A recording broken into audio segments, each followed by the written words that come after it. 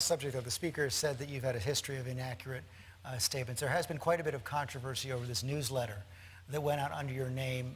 A number of comments that were perceived as racist, as inaccurate.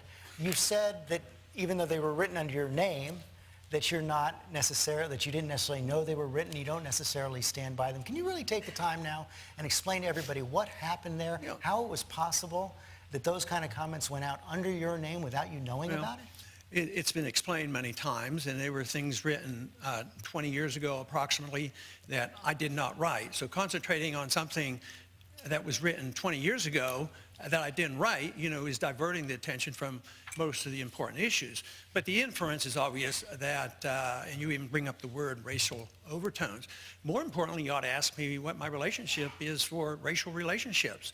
And one of my heroes is Martin Luther King, because he practiced the libertarian principle of peaceful resistance and peaceful civil disobedience, as did Rosa Parks did. But also, I'm the only one up here and the only one in the Democratic Party that understands true racism in this country. It's in the judicial system, and it has to do with enforcing the drug laws. Look at the percentages. The percentage of people who use drugs are about the same with blacks and whites, and yet the blacks are arrested way disproportionately. They're prosecuted in prison way disproportionately. They get the death penalty way disproportionately. How many times have you seen a white rich person get the electric chair or get execution?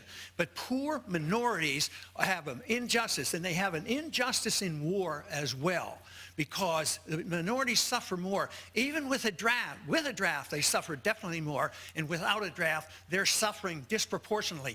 If we truly want to be concerned about racism, you ought to look at a few of those issues and look at the drug laws, which are being so unfairly enforced.